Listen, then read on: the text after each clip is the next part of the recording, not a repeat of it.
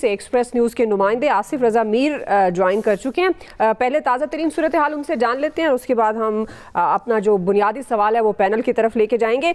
आसिफ रजा मीर साहब, सबसे पहले तो ये जो मुमकिन तब्दीली है वज़ीर आज़म की, इस हवाले से अपडेट कीजिएगा। अब क्या सूरत हाल है, फिर इस्तीफ़े का मामला, अब प्राइम मिनिस्टर इस्तीफ़ा नहीं देना चाहते, ज़ाहिर है पीपल्स पार्टी उसकी तैयारी कर रही है तहरीक अदम एतमाद के हवाले से, तो अपडेट कीजिएगा अभी क्या सूरत हाल है और इनकारी क्यों है वज़ीर आज़म इस्तीफ़ा देने से।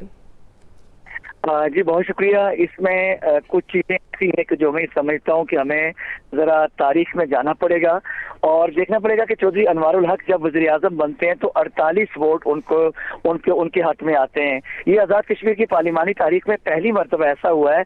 बड़े बड़े नाम आज़ाद कश्मीर की सियासत में मौजूद हैं जिनको पैनल पर बैठे हुए याद साहब, अमर लियाज सालम साहब को अच्छी तरह याद होगा, सरदार अब्दुल क़य्यूम खान, सरदार सिकंदर हयात और इस तरह के बड़े नाम हैं। उनके हिस्से में भी कभी इतनी मेजोरिटी नहीं आई जितनी इनके हिस्से में आई थी और उस वक्त पीपल्स पार्टी और मुस्लिम लीग नून ने भी इनको वोट दिया, पीटीआई के फॉरवर्ड ब्लॉक ने भी इनको वोट दिया।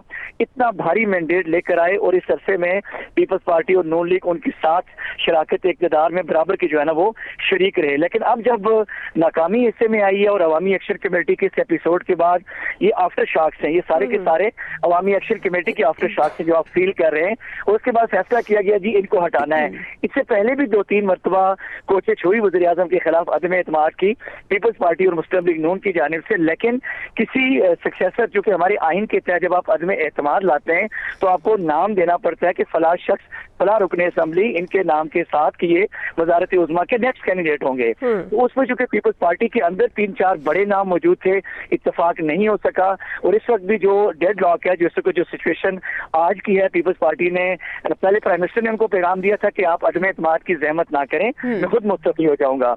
लेकिन फिर पीपल्स पार्टी ने जब नंबर गेम उनके बकौल उनका दावा था कि पूरे हो चुके हैं और मुस्लिम लीग नून की जानिब से अब जब ये कहा गया कि वो बैठेंगे तो अपोजिशन में, ये बड़ा हैरान कुन बात है कि बैठेंगे तो वो अपोजिशन में लेकिन वो वोट पीपल्स पार्टी के उम्मीदवार को देंगे और अदम एतमाद का इस हद तक हिस्सा होंगे। उसके बाद उनका फिगर जो है वो 36 पे चला गया।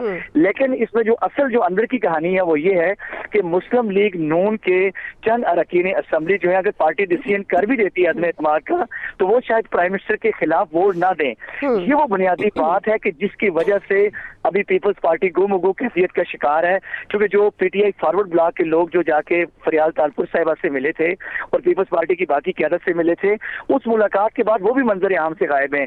उनके बारे में हतमी तौर पर कुछ मालूम नहीं हो सका और पीटीआई की क़यादत ने यह भी कहा है कि उनके खिलाफ हम रेफरेंस लेके जाएंगे जो पीपल्स पार्टी के कैंडिडेट को वोट देगा। पीपल्स पार्टी वाले शुरू में तो बहुत ज्यादा पुरएतमाद थे, आज उनके वज़रा और उनके अरकान असेंबली मुजफ्फराबाद पहुंचे, लेकिन उसके बाद 2 बजे का टाइम गुजरने के बाद जब उनसे राब्ता किया गया तो उनको वापस इस्लामाबाद तलब किया गया और वहां पे कहा गया कि अब दोबारा, चूंकि प्राइम मिनिस्टर इस इंतजार में चौधरी अनवारुल हक वो बड़े मजबूत हिसाब के आदमी से बड़े आराम सुकून से ये खेल देख रहे हैं कि सक्सेसर कौन आता है। अगर कोई ऐसा नाम आता है कि वो ये इस बात पे वो तवक्कुआत लगाए बैठे कि शायद एक ग्रुप उनके साथ टूट के आ मिले, क्योंकि इस वक्त सादा अक्सरियत चाहिए, कोई 2/3 तो चाहिए नहीं है, 26 से 27 वोट कुल चाहिए प्राइम मिनिस्टर को हटाने के लिए। कौन सा नाम हो सकता है ज़ेरे बहस पीपल्स पार्टी की तरफ से प्राइम मिनिस्टर के लिए? और फिर जिस तरह आप भी बता रहे हैं कि नंबर्स का दावा पीपल्स पार्टी पहले से भी करती आ रही है और अब भी दावा कर रही है 36 अरकान का, तो ये जो पीएमएलएन का फैक्टर बता रहे हैं, क्या यही फैक्टर है तहरीक अदम एतमाद ताखीर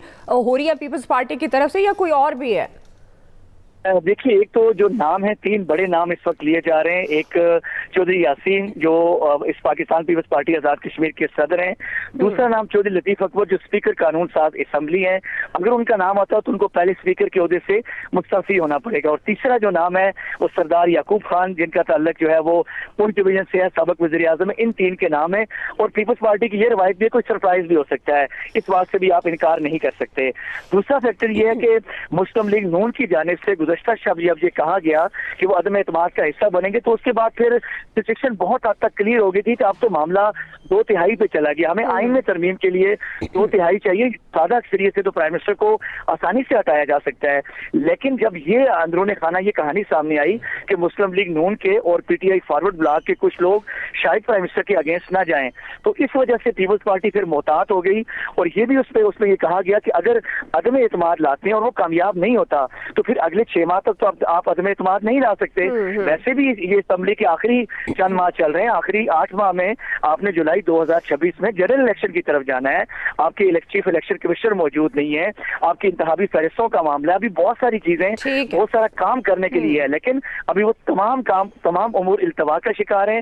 प्राइम मिनिस्टर ने ये कहा है कि आप अदम एतमाद लाएं, मैं असम्बली में जाके ये बताऊंगा कि इस कहानी के पीछे कौन सा नाकामी के असबाब क्या थे और किन लोगों ने अवामी एक्शन कमेटी को इस मकाम तक लाया और मुझे इस मकाम तक लाने वाले लोग कौन थे। वो चाहते हैं कि इन तमाम चीजों को असम्बली और कौम के सामने रख के फिर वो कहते हैं कि मैं फिर इस्तीफा दूंगा। सही। चलें आसिफ रजा मीर, आप हमें अपडेट करें ऐसे तमाम सूरत हाल और अभी कौन से बड़े नाम हो सकते हैं प्राइम मिनिस्टर के लिए पीपल्स पार्टी के, और चौधरी अनवारुल हक जो इस वक्त वज़ीर आज़म है आज़ाद कश्मीर के, अब उनकी अगली मूव क्या हो सकती है जो कि उन्होंने डिसाइड किया कि इस्तीफा नहीं देंगे।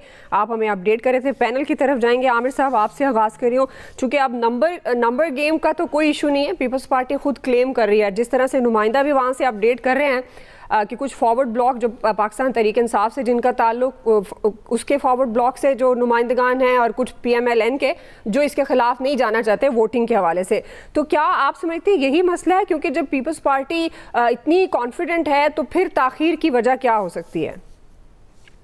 देखें, आसिफ रजा मीर हमारे रिपोर्टर साथी हैं मुजफ्फराबाद से और बड़ी गहरी नजर रखते हैं। उन्होंने जो उनकी नजर में तमाम बारीक पॉइंट्स थे कि क्या क्या है वो सारे उनके ऊपर रोशनी डाल दी है। अब असल इशू यही है कि 27 अरकान बहरहाल पीपल्स पार्टी के पास हर 2 सूरतों में मौजूद हैं।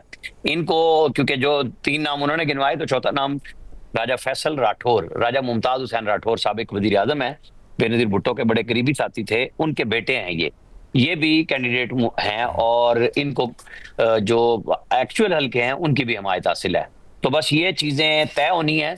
और चूंकि ये अब जैसे उन्होंने बताया आसिफ रजा मीर ने कि जुलाई में जाके आपको इलेक्शन कराने हैं और आजाद कश्मीर का जो सेटअप होता है उसमें हुकूमत डिसॉल्व नहीं होती, बल्कि बस वो नाम की हुकूमत रह जाती है। चीफ इलेक्शन कमिश्नर ने ही इलेक्शन कराने होते हैं आजाद कश्मीर में, चीफ सेक्रेटरी और IG फिर उनके अंडर काम करते हैं और सारे इलेक्शन का प्रोसेस करते हैं। तो हुकूमत जो होगी वही उसको कराएगी। लेकिन ये तो क्लियर हो गया कि अदम एतमाद की तैयारियां होगी, अनाउंसमेंट्स होगी। अभी पीपल्स पार्टी ने अपने कैंडिडेट का नाम देना है, क्योंकि अदम एतमाद की तहरीक के साथ आपको नाम देना है। अब जो साहब जा रहे थे रास्ते में बुलाए गए वो खुद उम्मीदवार हैं, और अगर उनका ही नाम बदल जाएगा तो फिर उनको तो नहीं ना भेजेंगे, फिर किसी और को भेजेंगे। उन्हें अपनी पार्टी के अंदर देखना है कि क्योंकि स्पीकर का ओहदा तो हर 2 सूरतों में खाली होना है। चूंकि उसकी वजह यह है कि जो कैंडिडेट जो बैरिस्टर सुल्तान महमूद जो प्रेसिडेंट है और उन्होंने PTI का फॉरवर्ड ब्लॉक को अपने बेटे के साथ मिला के बनाया हुआ है, वो भी स्पीकरशिप की आरजूमंद है। तो चौधरी लतीफ अकबर को हर सूरत में जाना होगा। पीपल्स पार्टी ने ये चीजें अपने अंदर तय करनी है। इख्तियार स्पीकर को एलिवेट करके प्राइम मिनिस्टर बनाना है, पार्टी के प्रेसिडेंट को छोड़ना है, क्योंकि इसके ऊपर भी बड़े खर्चात हो रहे हैं। लोगों की दावतें शावतें चल रही हैं मुसलसल, जो कैंडिडेट हैं कुछ मुलाकातें कर रहे हैं, कुछ खराजात कर रहे हैं। तो ये सारे के सारे लोग अभी वेटिंग पोजीशन में हैं।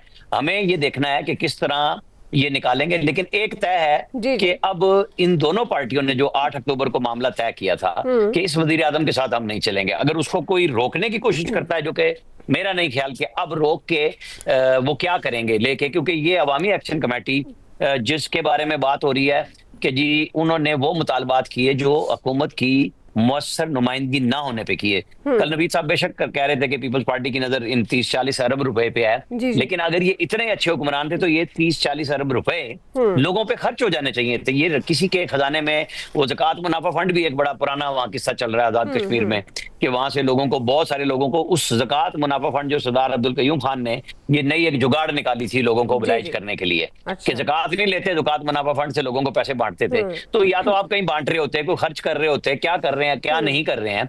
तो अगर आपने अवाम के लिए पैसे खर्च करने थे, जिनकी नुमाइंदगी अवामी एक्शन कमेटी ने की, आके आवाज उठाई, तो ये हजरत साहब अगर इतने ही अच्छे थे तो पैसे कैसे बचाए, खर्च करते प्रॉपरली। चीफ इलेक्शन कमिश्नर ये नहीं लगा सके, तो इन्होंने तो तय